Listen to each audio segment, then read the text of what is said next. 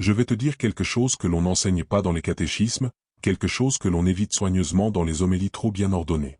Après la mort de Jésus, il y a un vide. Un espace suspendu. Un silence dense, presque oppressant, comme si le temps lui-même avait retenu son souffle. Entre la croix dressée sur le Golgotha et l'aube éclatante de la résurrection, il existe une zone grise, un intervalle que les évangiles traversent à pas feutrés. Ils le mentionnent, mais sans s'y attarder. Ils le contournent, comme on contourne un abîme. Et pourtant, c'est précisément là que tout se joue. 3 jours. 3 nuits. Une durée minuscule à l'échelle de l'histoire humaine, mais immense sur le plan spirituel. Un temps où, officiellement, rien ne se passe. Un temps que l'on nous a appris à considérer comme une simple attente, un couloir sombre entre deux vérités lumineuses. La mort, puis la résurrection. Fin du récit. Circuler, il n'y a rien à voir. Mais c'est un mensonge par omission. Car Jésus n'a pas cessé d'être pendant ce temps. Il n'a pas sombré dans l'inconscience. Il n'a pas été mis en pause, comme un personnage secondaire que l'on rappellera plus tard à l'écran. Il était vivant, actif, présent, et profondément engagé dans une œuvre que peu osent encore interroger. Ce silence, je le considère comme l'un des plus grands scandales spirituels de l'histoire chrétienne. Non pas parce qu'il serait vide, mais parce qu'il est plein. Plein d'événements, plein de sens, plein de conséquences. Et si ce silence nous dérange tant, c'est peut-être parce qu'il nous oblige à revoir notre manière de comprendre Dieu, la mort, et même notre propre destinée. Chercher la vérité, ce n'est pas accumuler des certitudes confortables. C'est accepter de marcher dans des zones d'ombre, là où les réponses toutes faites ne suffisent plus. Lorsque Jésus expire sur la croix et prononce ces mots, « Père, entre tes mains je remets mon esprit », quelque chose se brise dans l'ordre apparent du monde. Le voile du temple se déchire. La terre tremble. Les tombeaux s'ouvrent, disent certains textes. Ce ne sont pas des détails folkloriques. Ce sont des signaux. Des avertissements. La mort du Christ n'est pas un simple drame humain, c'est une rupture cosmique. Et une rupture de cette ampleur ne peut pas être suivie par « rien ». Alors pourquoi ce mutisme des textes canoniques? Pourquoi cette pudeur soudaine? Pourquoi cette impression que l'on nous invite à détourner le regard précisément au moment où l'essentiel se produit? La réponse est inconfortable, parce que ce qui s'est passé pendant ces 3 jours échappe aux cadres étroits d'une théologie figée. Parce que cela ouvre des portes que certains préféraient garder fermées. Des portes sur l'au-delà, sur la conscience, sur la continuité de la vie après la mort. Des portes qui rendent l'être humain responsable, libre, et infiniment plus vaste que ce qu'on lui a souvent enseigné. Je le dis sans détour, ce silence n'est pas innocent. Il est le résultat d'un tri, d'une sélection, d'un choix historique. Au fil des siècles, on a décidé ce qui devait être proclamé haut et fort, et ce qui devait rester dans les marges, relégué aux textes secondaires, aux traditions orales, aux écrits jugés dangereux ou inutiles. Non pas parce qu'ils étaient faux, mais parce qu'ils dérangeaient. Parce qu'ils présentaient un Jésus trop vivant, trop actif, trop libre entre la mort et la résurrection. Et pourtant, ce Jésus-là existe. Il transparaît entre les lignes. Il se laisse deviner dans certaines phrases étranges, dans des allusions rapides, dans des versets que l'on cite rarement. Comme si le texte lui-même résistait à l'oubli. Comme si la parole cherchait à se faufiler malgré tout. Ce Jésus n'est pas un cadavre en attente de miracle. Il est un être en mission. Une conscience en mouvement.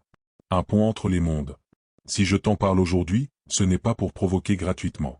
Ce n'est pas pour attaquer la foi, ni pour flatter un goût du secret ou du sensationnel.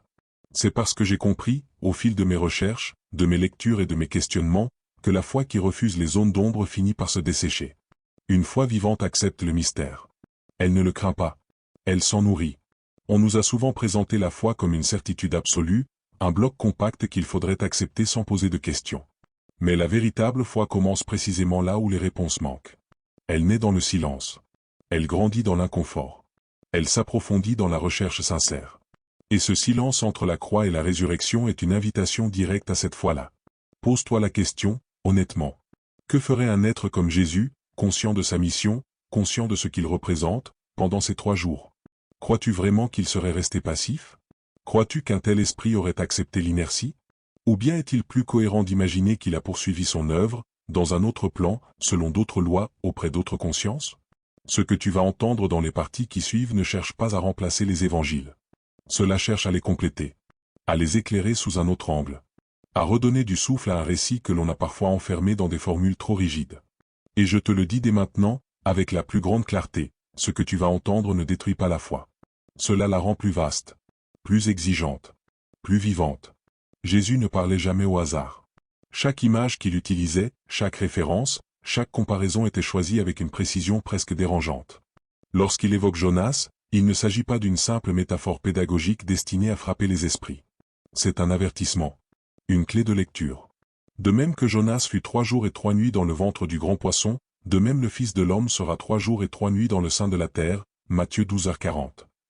Ces mots méritent que l'on s'y arrête longuement, car ils contiennent bien plus que ce que l'on a voulu y voir. Le ventre du poisson, dans le récit de Jonas, n'est pas une mort. Jonas n'y meurt pas. Il y est maintenu en vie, conscient, confronté à lui-même, dépouillé de toute illusion.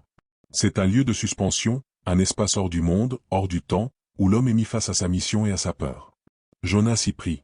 Il y réfléchit. Il y renaît transformé.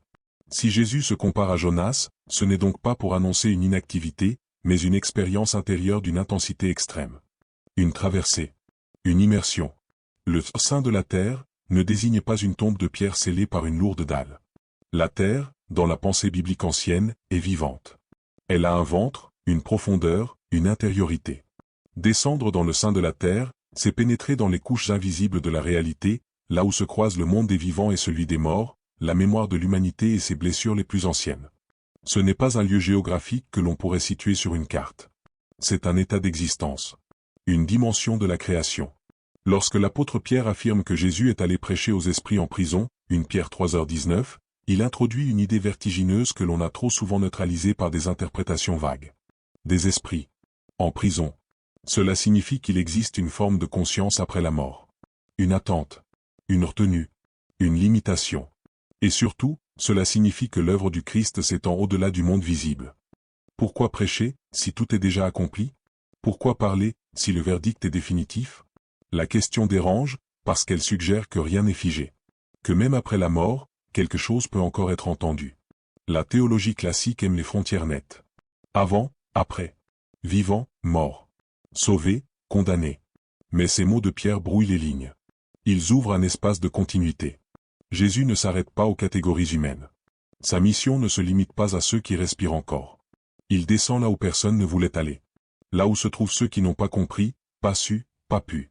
Ceux qui ont vécu sans lumière suffisante. Ceux qui attendent sans savoir quoi attendre.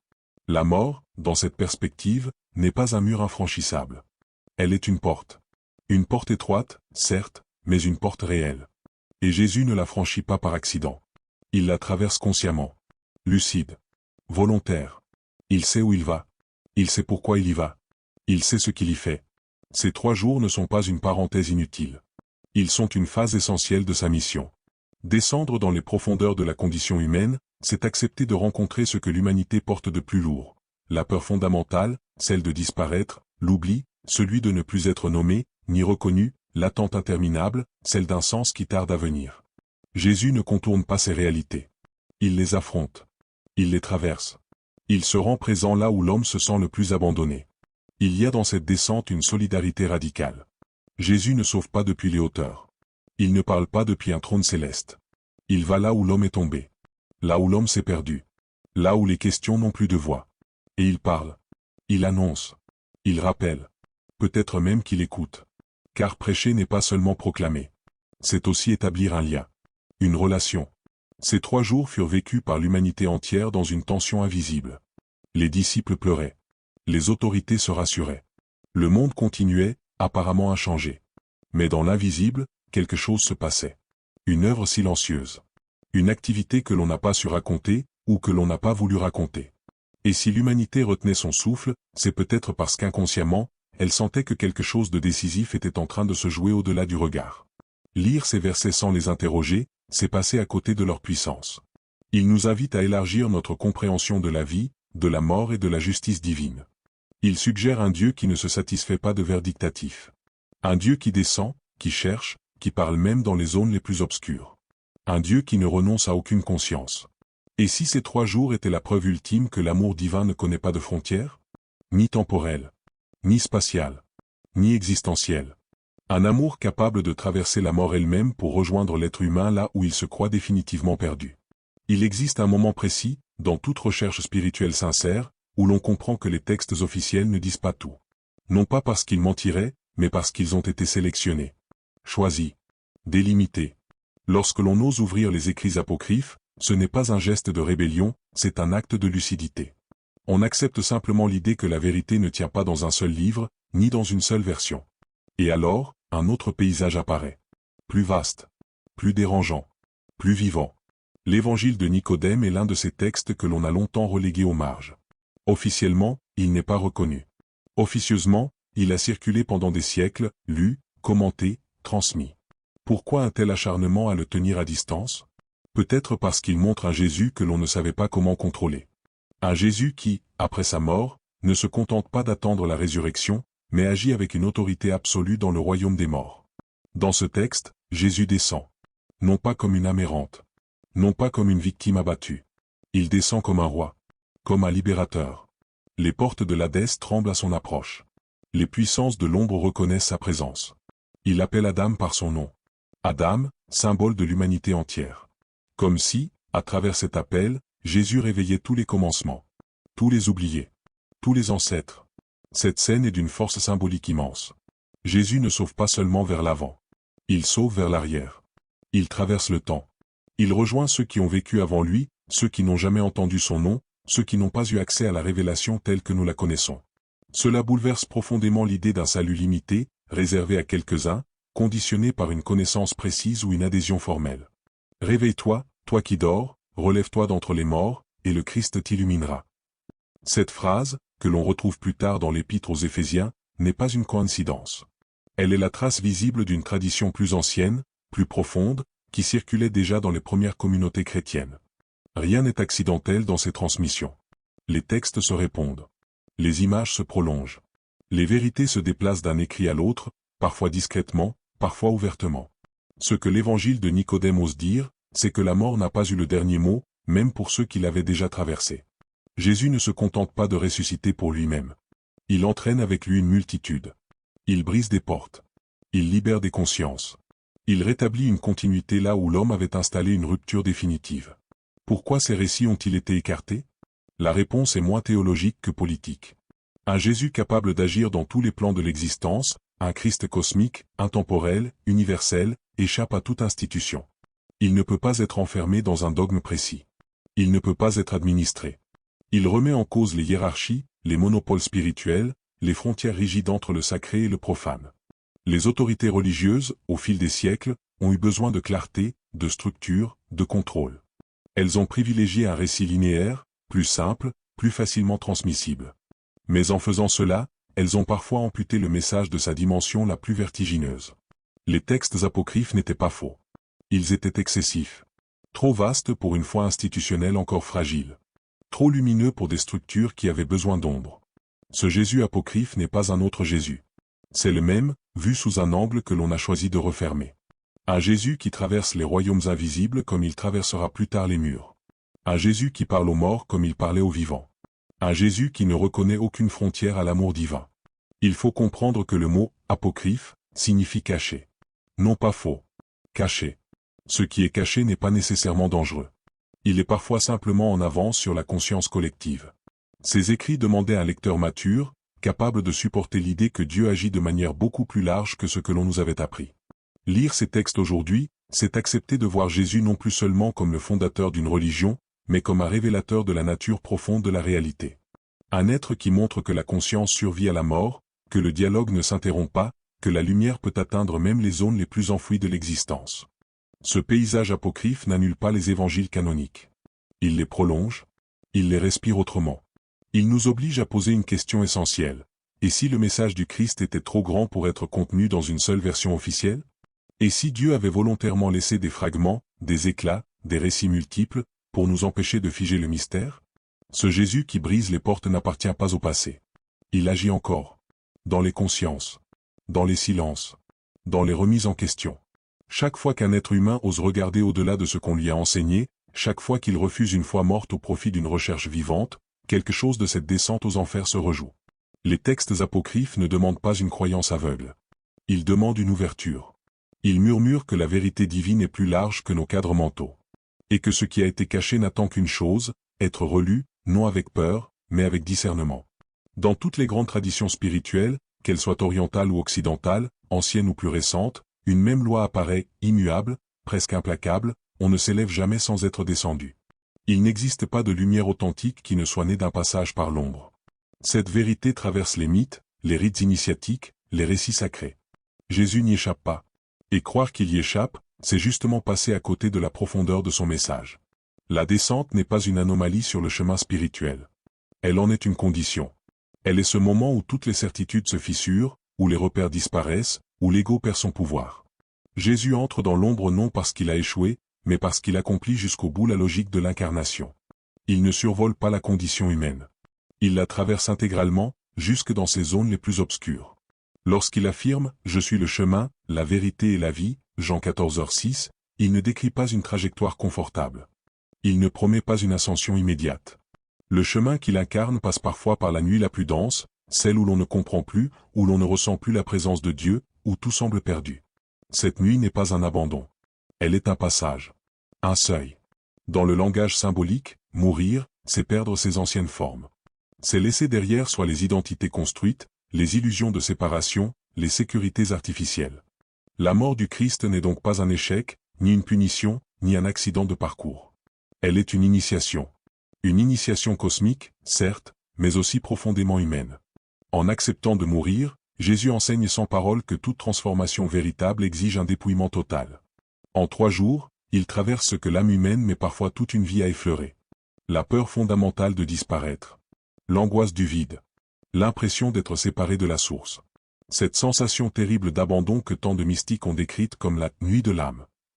Jésus la connaît. Il ne la contourne pas. Il l'habite. Mais ce qu'il révèle à travers cette traversée, c'est une vérité dérangeante pour l'esprit rationnel. La séparation n'est qu'une illusion. L'homme se croit séparé de Dieu, séparé de la vie, séparé des autres. Cette croyance est à l'origine de la peur, de la violence, de la domination. Or, dans l'expérience ultime de la mort, cette illusion se dissout. Il ne reste plus que l'être. Nu, relié, vivant autrement. La lumière, dans cette perspective, ne disparaît jamais. Elle ne s'éteint pas avec la mort. Elle se retire. Elle se voile. Elle attend le moment juste pour réapparaître sous une forme nouvelle. Comme la graine enfouie dans la terre, elle doit d'abord se perdre pour renaître. C'est une loi naturelle autant que spirituelle. Ce qui refuse de mourir reste stérile. Jésus, en entrant dans l'ombre, enseigne une sagesse universelle que l'on retrouve dans les mystères antiques, dans les récits d'initiation, dans les traditions chamaniques et mystiques. La descente aux enfers n'est pas un mythe archaïque. C'est une expérience intérieure que chaque être humain est appelé à vivre, consciemment ou non. Elle prend la forme d'une crise, d'une perte, d'un effondrement. Et c'est précisément là que se joue la transformation. Ce que le christianisme institutionnel a parfois oublié, c'est que le Christ n'est pas venu nous éviter la nuit, mais nous apprendre à la traverser. Il ne promet pas l'absence de douleur. Il promet un sens. Un fil invisible qui relie l'ombre à la lumière. Un chemin qui continue même lorsque tout semble s'arrêter. Dans cette lecture symbolique, les 3 jours ne sont pas seulement un événement historique. Ils deviennent un archétype. Un modèle intemporel. 3 jours où tout est perdu en apparence. 3 jours où l'espoir semble mort. 3 jours où l'on ne peut plus s'accrocher aux formes anciennes.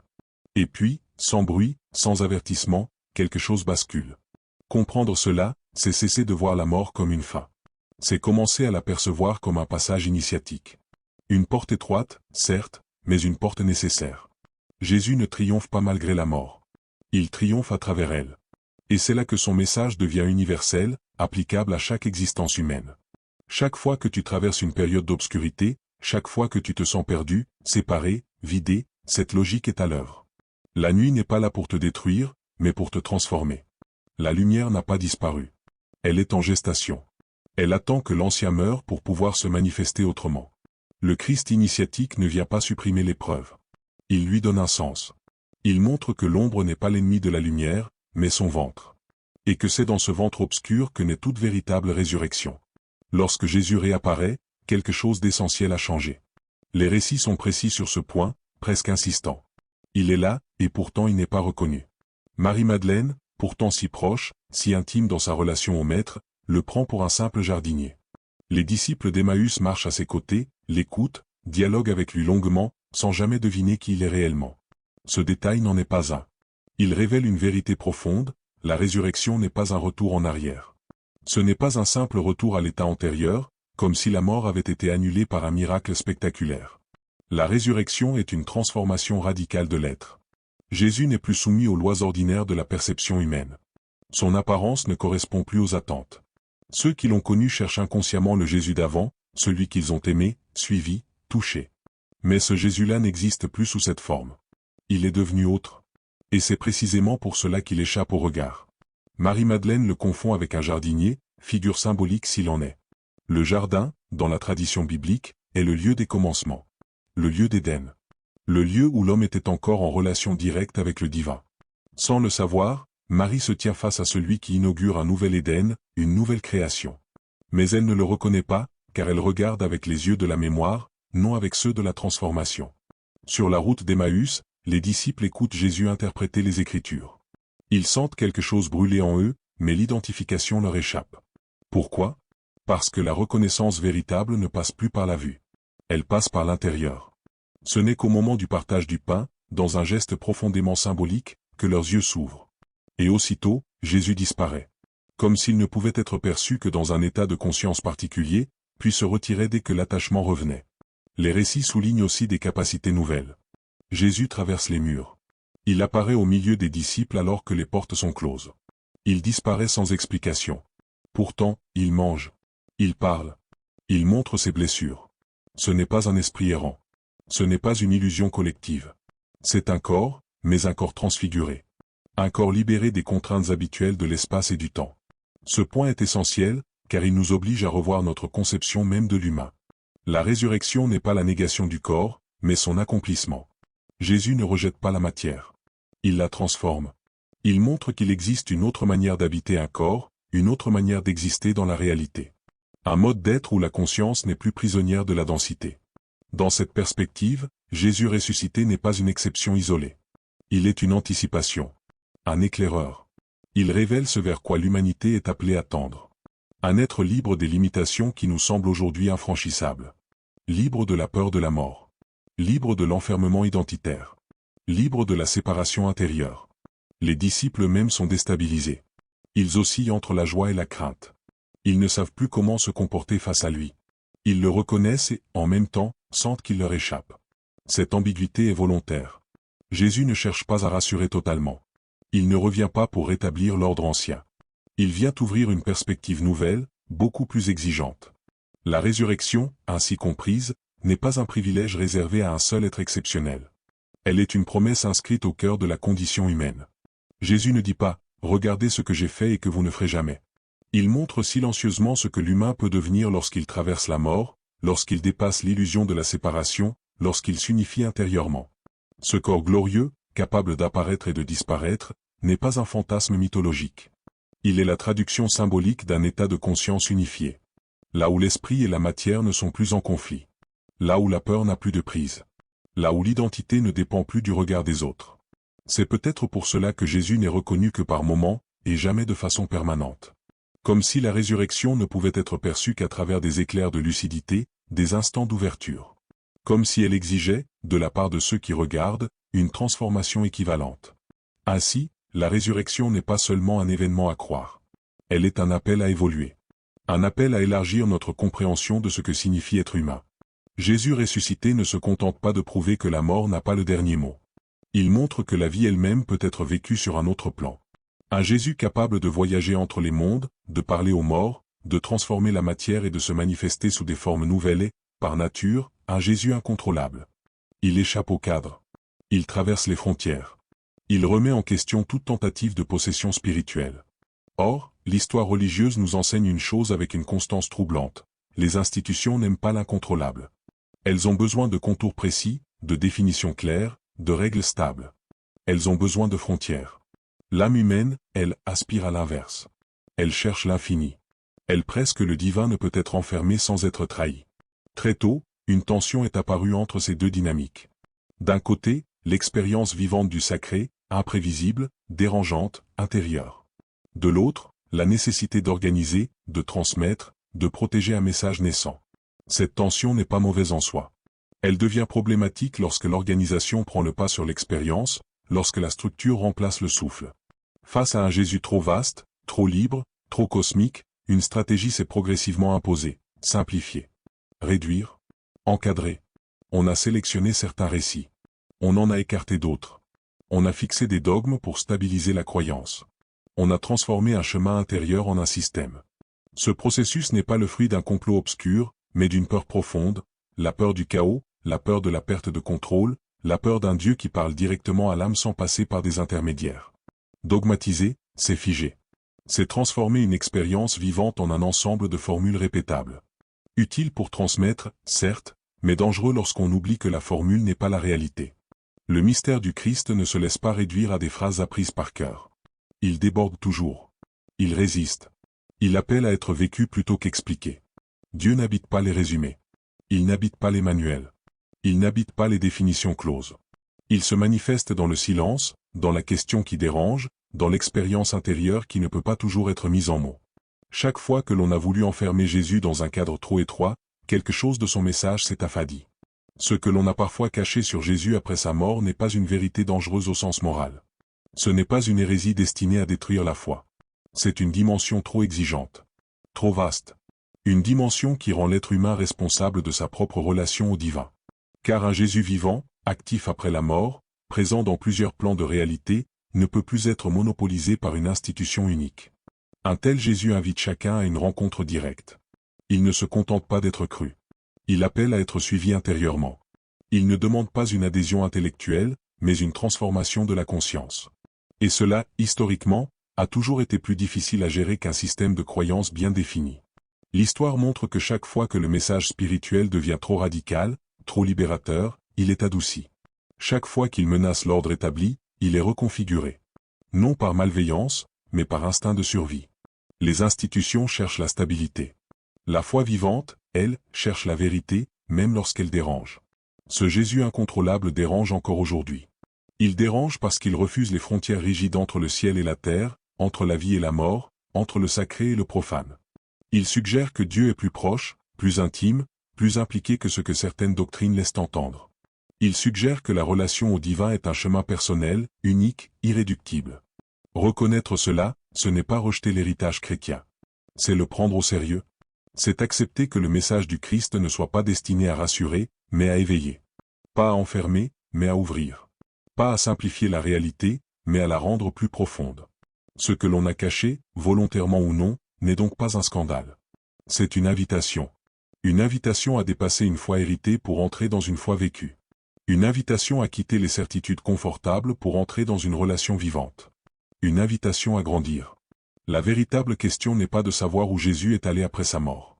Cette question, aussi fascinante soit-elle, peut devenir une échappatoire.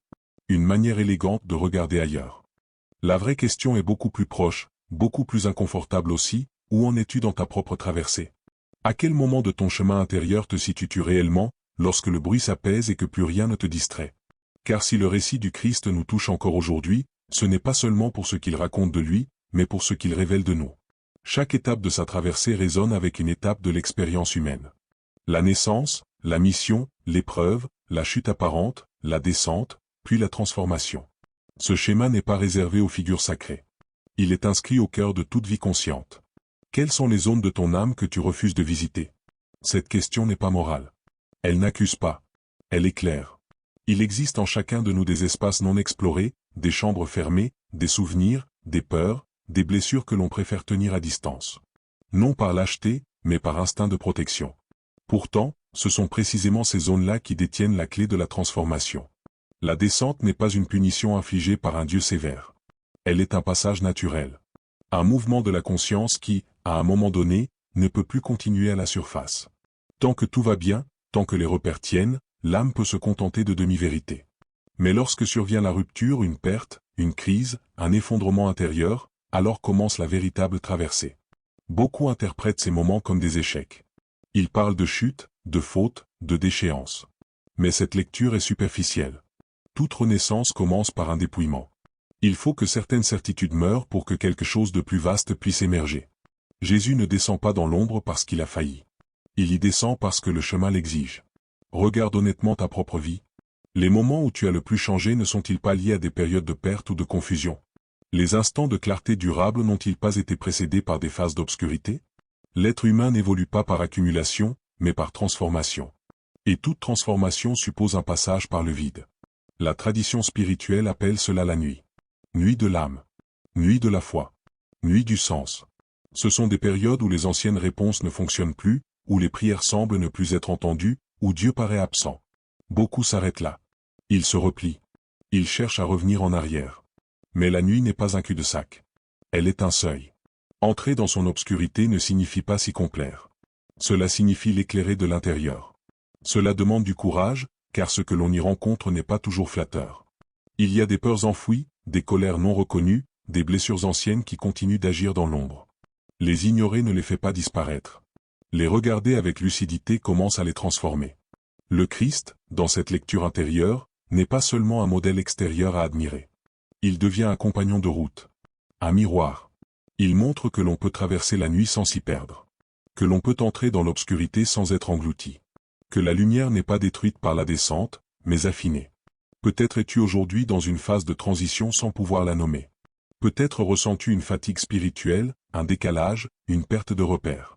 Peut-être que ce que tu appelais ta foi, tes certitudes, tes valeurs, ne te soutiennent plus comme avant. Cela ne signifie pas que tu t'égares. Cela peut signifier que tu changes de niveau. La traversée personnelle ne ressemble jamais à celle des autres. Elle ne suit pas un calendrier précis. Elle ne se laisse pas comparer. Mais elle obéit à une même logique profonde, ce qui doit mourir meurt, ce qui est essentiel demeure.